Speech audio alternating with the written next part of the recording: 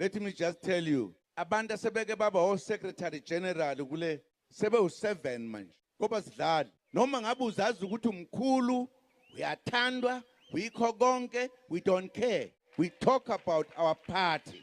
Hello everyone, welcome to Gossip with CD. So let's go to KwaZulu Natal at the Umkhonto Wesizwe party.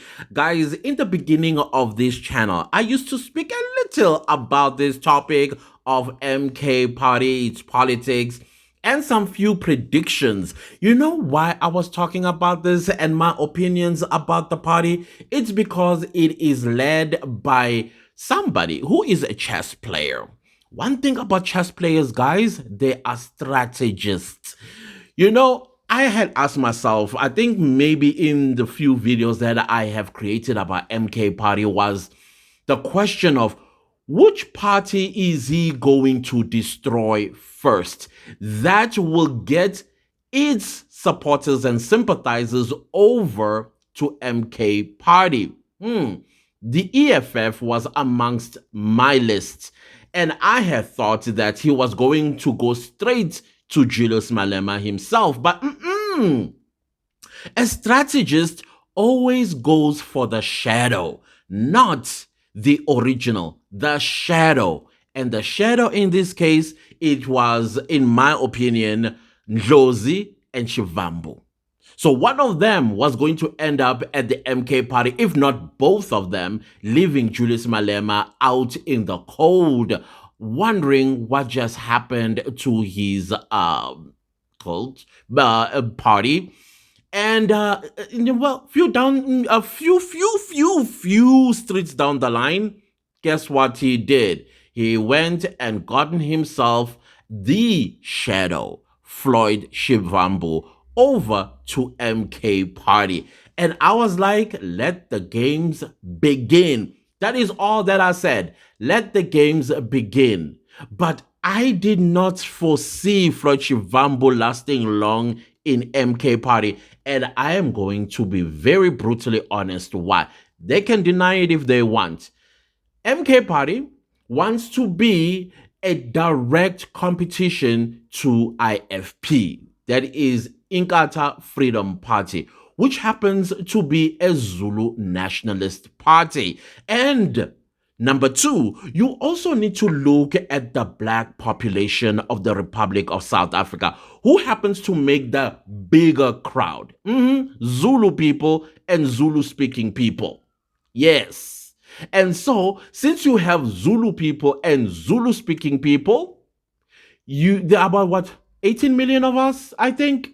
And when you have a political party, even if you don't have a political party, let's say you are an artist, especially a musician, in order for your music to succeed, if you're not going to sing in Zulu, hey, forget it. You are not going to do what needs to be done in order for your success to be guaranteed. You need to sing in isiZulu. It doesn't matter which tribe you come from or what language you speak, a South African language or whatever. If you want success, you're going to have to utilize as much as you can, even if you end up Ukozi FM interviewed Umsutu and you hardly can speak isiZulu. At least those few words that you can put together, Zulu people will be fine. At least we are Zama. You understand? So same goes with politics. And this is something I always notice, that many new political parties seem to miss, like, I don't know, they miss this point, that we need to go pay homage to KwaZulu Natal. Yes, I know you might come for me from what I'm saying, but it is a fact. KwaZulu Natal, once upon a time, if you go back to 1994, guess who ran that province? IFP. And after the 1994 general elections, guess who won KwaZulu Natal? IFP, which sometimes makes me, but anyways, let this be a point for another day. And so the ANC was like, okay, after looking at the 1994 elections and probably the 1999 elections, and they were like, let's go where the big population is at. KwaZulu Natal. Now, KwaZulu-Natal, for very long time for the ANC, it became the strongest ANC base in South Africa. So Jacob Zuma understands that, and he doesn't have to do much. He's a Zulu person, and he knows he's going to be supported by the Zulu people. Now, why I did not think that Shivambu was going to make it, I thought, listen, it's one thing when you are poached from one political party to a party that is clearly a Zulu nationalist party or a tribalist or a tribal identifying party. All right.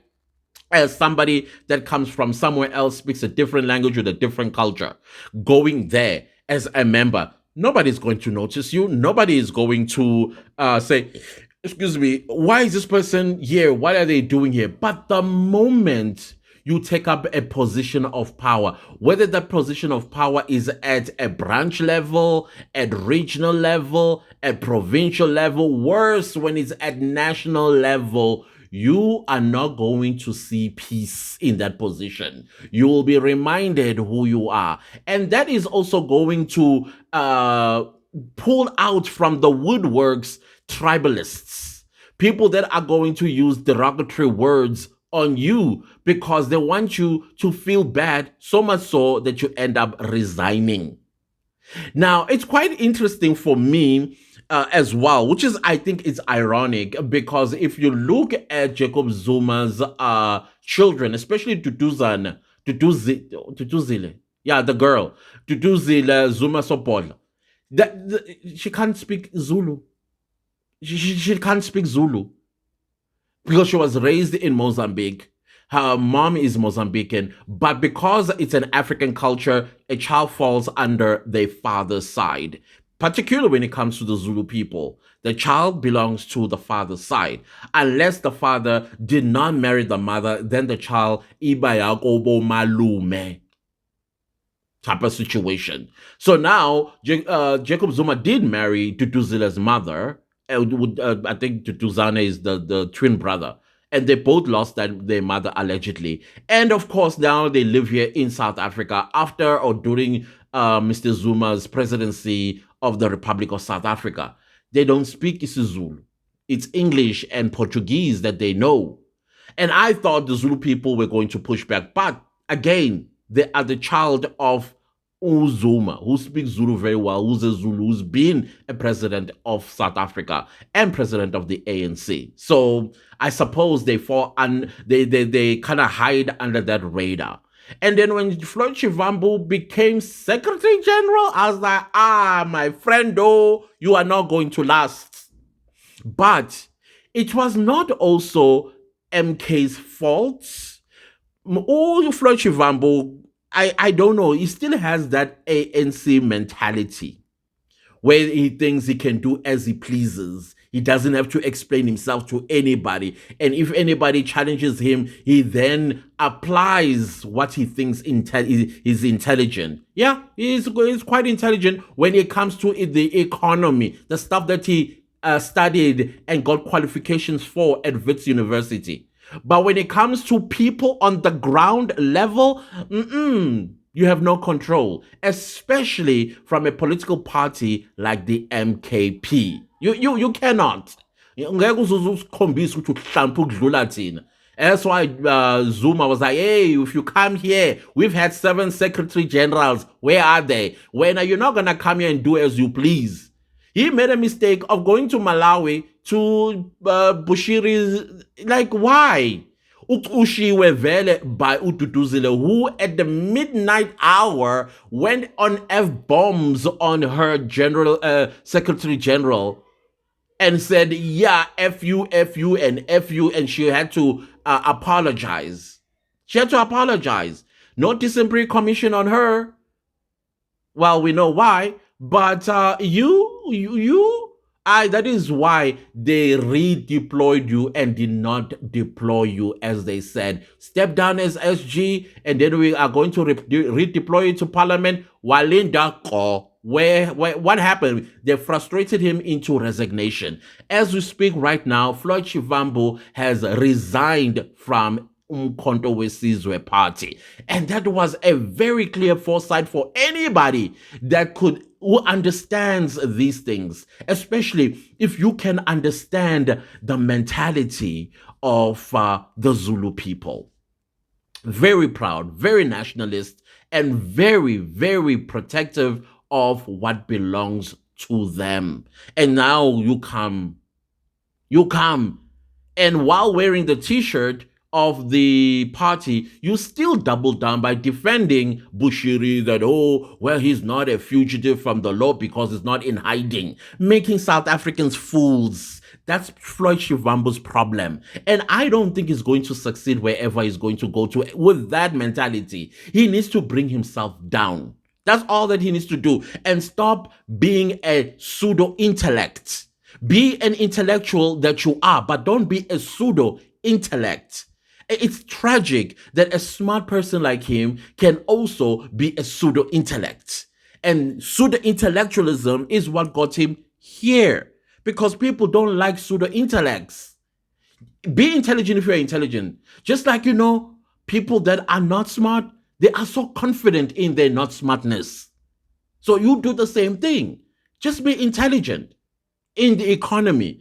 But again, when you do explain this economics, whatnot of his, he must not make people the fools. So where do I see Floyd Shivambu from MKP? I think he's going to be in the political wilderness. He's a wild card that no political party will want to associate themselves with. The ones that might want to associate themselves with will be opportunistic and they are going to regret it. He is not a good player, Floyd Shivambu, unfortunately. So just like, what's his name, Shilowa, he is going to end, Umbazima Shilowa, he is going to end up in the political wilderness because going back to the ANC to do what? Going back to the EFF to do what? And no political party will want to risk whatever they've worked so hard for to bring Floyd Shivambu on board because people are not going to trust that. Don't show desperation. No political party should approach him. Leave him where he belongs. And on top of that, his name is tainted allegedly with that bank. Allegedly. So you might be taking on board somebody that will also still be running through courts. So no, leave him in a political wilderness. Let him learn humility and let him learn his own talent and his intelligence, not pseudo-intelligence, because he makes fools of people. That is why he went to Malawi, because he thinks he can do as he pleases. But Mr. Zuma was like, I Hambakaya, do whatever you need to do. And I think it kind of like proves the point at this point, because Floyd Shivambu, since he been in MKP, he has not found peace within that party.